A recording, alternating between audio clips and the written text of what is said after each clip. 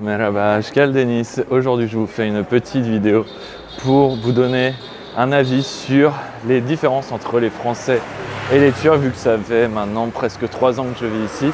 Je peux vous donner déjà ma propre opinion sur le sujet, vu que ça fait quand même assez longtemps que je suis ici maintenant. Vous vous en doutez, il y a quand même énormément de choses qui changent, qui sont différentes entre la France et la Turquie. Voilà, j'en parlais dans une des vidéos précédentes, il y en a tellement, que ce soit au point de vue de la culture, au point de vue de la façon de penser, la langue aussi est vraiment largement différente. Les traditions, les religions, quand on travaille ici, tout un tas de choses. Mais je vais quand même essayer de le résumer assez rapidement sur une courte vidéo, donc c'est parti. Déjà, dans un premier temps, je voulais parler principalement dans cette vidéo de Istanbul et de Paris. Vu qu'Istanbul, ça fait 3 ans que je suis ici et Paris, j'y ai vécu 6 ans. Je ne suis pas originaire de Paris à la base, mais voilà, je connais quand même assez bien. Je vais comparer donc ces deux grandes villes et je peux vous dire tout de suite que Istanbul, c'est beaucoup plus vivant. Alors Paris, c'est vivant aussi, mais c'est pas vivant de la même manière. Ici, à Istanbul, c'est beaucoup plus vivant. Les gens, tout le monde se parle, tout le monde a l'habitude de se parler sans se connaître. Bah, vous voyez, regardez, bon là, vous voyez pas, mais la personne qui vient de rentrer là dans le coiffeur, il rentre et je l'ai entendu dire, il a même pas dit bonjour, il s'est exclamé comme ça, je sais même pas s'il les connaît les gens, mais il est rentré direct et tout le monde se parle de manière super amicale ici, il n'y a pas de barrière entre les gens, ça se fait de manière très naturelle et toute simple en fait, c'est spontané en fait. Et ça, c'est partout dans la ville d'Istanbul, ou en tout cas dans plein d'endroits. La ville est aussi évidemment bien connue pour tout ce qui est street food, tout ce qui est restaurant, surtout de la street food, vous en trouverez partout. D'ailleurs, là, je me trouve dans une rue où voilà, il y a pas mal de street food, je suis en train de remarquer. Et on est dimanche, au passage, on est dimanche, vous voyez, c'est très animé. Beaucoup de bruit aussi, c'est une ville très bruyante. Paris, c'est aussi très bruyant, mais c'est encore une fois pas la même chose. Au point de vue des relations, en tout cas entre les gens ici, ça n'a rien à voir. Et je pense que vous le savez comme moi, Paris est assez connu comme étant une ville où les gens sont assez froids. Alors, à première vue, ils sont assez froids en France. Après, quand on commence à les connaître, quand on commence à briser la glace, tout de suite les gens deviennent sympathiques, alors qu'ici, il n'y a pas de brisage de glace, c'est direct en fait. Alors on a aussi les Turcs qui sont beaucoup plus dans le partage qu'en France.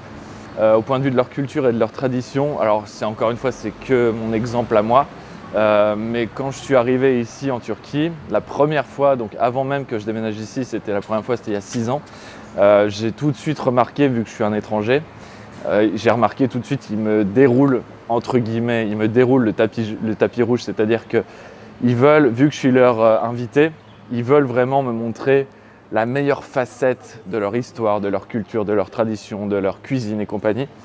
Donc c'était incroyable, j'avais l'impression d'être un roi, mais vraiment. Et ça m'est arrivé plein de fois, pas seulement la première fois, mais plusieurs fois après ce moment-là. Parce que voilà, quand on est un touriste ici ou un étranger, ça dépend où on va, mais si on est invité, c'est généralement, surtout si on est invité chez des gens, je peux vous assurer 90-95% du temps, vous allez être reçu mais comme un roi, mais vraiment. Et je pense que c'est pas parce que c'est juste moi, je pense que c'est la majorité des gens, qui soient américains, italiens, toutes nationalités confondues vraiment. Par contre, il faut aussi que je rajoute une chose, c'est vrai que si vous dites que vous êtes français ici, donc vous vous présentez en tant que français, les Français ici ont la cote, je peux vous l'assurer. Je prends mon exemple, je peux le dire vraiment dans plusieurs situations différentes, à plusieurs endroits différents, que ce soit à Istanbul ou même ailleurs, dans une autre ville en Turquie, dès que je me présente en tant que Français, il y a vraiment ce côté, voilà, je prends l'exemple de hier, par exemple, je prenais un taxi et le mec tout de suite me demande d'où je viens, il me pose la question, t'es anglais ou t'es russe? Je lui dis non, je suis français. Et tout de suite, il me regarde dans le rétroviseur et il fait oh, machallah. En gros, ça veut dire. Comment je pourrais traduire ça? En gros, pour les gens qui ne savent pas, ça veut dire oh là là, c'est top, c'est trop bien. C'est difficile à traduire mot à mot en fait, cette expression, mais en gros, c'est positif quoi. Bah oui, les Français, on a cette réputation. Quand on va à l'étranger, c'est pas un mythe. Même quand je suis allé au Mexique pendant 2 mois, à chaque fois que je me présentais et que j'étais français, les gens. C'est ça, c'est partout comme ça. À chaque fois qu'on va à l'étranger, c'est très rare qu'on soit mal vu. Et d'autant qu'ici en Turquie, on est très bien vu. Par contre, il y a un autre point négatif dans le point positif, à savoir que voilà, ils sont très polis, ils sont très gentils, très aimables et ils veulent rendre service. Et c'est généralement pas du chiquet, seulement le souci, c'est que par exemple, là vous voyez, je me balade, si je demande mon chemin, vous pouvez être sûr que, allez, 90% du temps, 95% du temps, ils vont me répondre quelque chose comme ouais, c'est par ici ou c'est par là. Mais quand ils me répondent ça, ils ne le savent pas forcément eux-mêmes. En fait, par politesse, ils vont me répondre c'est par ici ou c'est par là, sans savoir exactement où c'est. Juste par politesse, ils veulent tout simplement me répondre en essayant de bien faire. Mais le souci, c'est qu'ils m'envoient généralement dans des endroits qui ne sont pas du tout les endroits que je recherche. Et je préférerais tout simplement, quand je pose la question à quelqu'un dans la rue pour chercher mon chemin, je préférerais que si la personne ne sait pas où est l'endroit que je recherche, il me réponde tout simplement « bilmiyorum », ça veut dire « je ne sais pas » en turc. Parce que le nombre de fois, que ce soit dans la rue pour chercher mon chemin ou alors dans un magasin, si j'avais quelque chose à chercher, un meuble ou quelque chose de la décoration, n'importe quoi, je pose la question, ils me disent « c'est par là, c'est par là ». Je me rends compte que c'est pas du tout par là. Et je suis obligé de demander à une deuxième personne qui m'envoie à un autre endroit et ainsi de suite. Au final, je fais tout par moi-même maintenant et je pose malheureusement plus la question. Alors il y a aussi autre chose, je viens un petit peu d'en parler, mais une grosse différence qu'il y a entre la Turquie et la France, c'est au point de vue de l'histoire et des traditions et de la culture. Évidemment, chaque pays a sa culture, chaque pays a ses traditions et son histoire, évidemment, son histoire qui est propre au pays. Mais alors ici, c'est porté au pinacle, c'est vraiment mis sur un piédestal.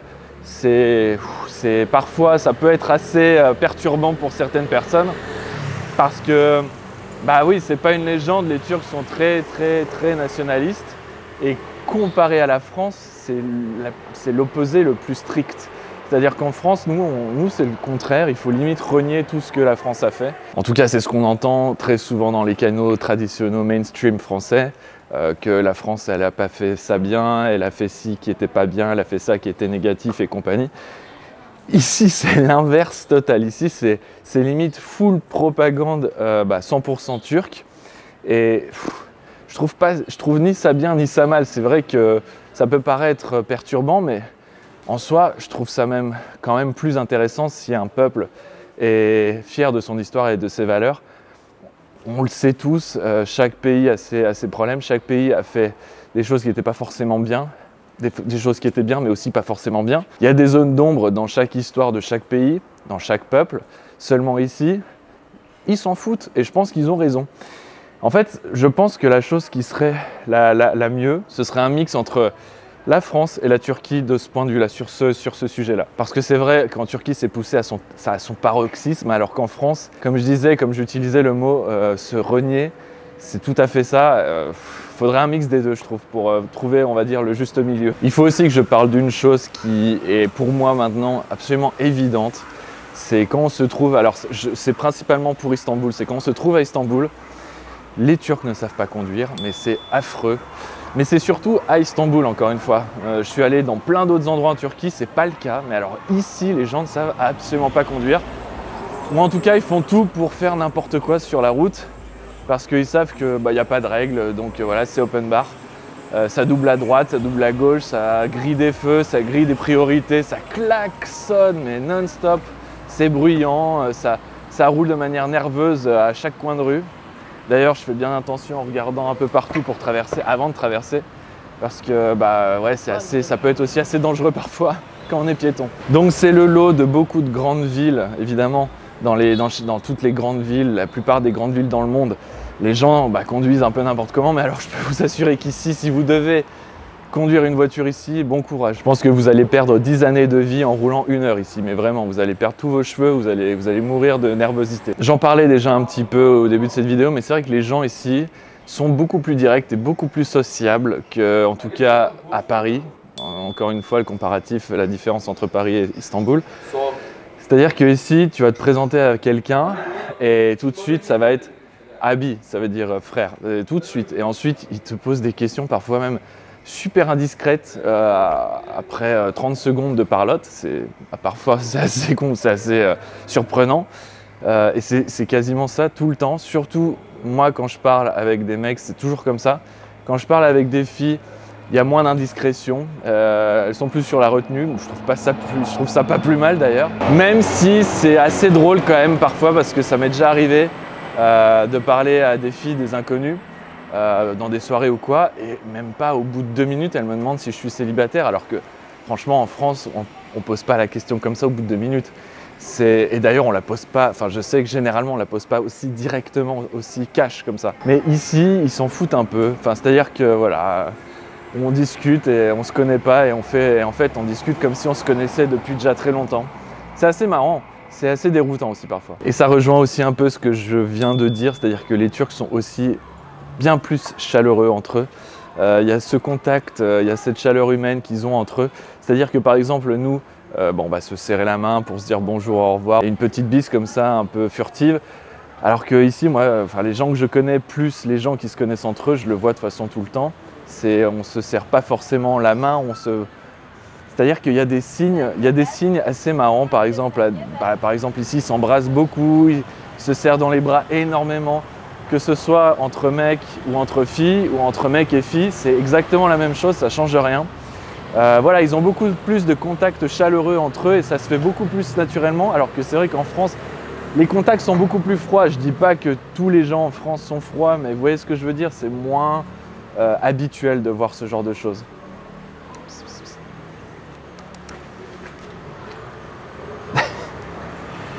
Ouais, vous voyez, genre même les chats, ils sont accueillants, enfin ils sont accueillants, ils sont gentils comme tout, ils sont super amicaux, on peut les caresser, bref. C'est ici, c'est Istanbul, c'est comme ça. C'est beaucoup plus spontané, beaucoup moins de barrières entre les gens, donc c'est beaucoup plus agréable déjà. Voilà, bah écoutez, je pense avoir fait à peu près le tour. D'ailleurs, dites-moi dans les commentaires, j'ai peut-être oublié certaines choses.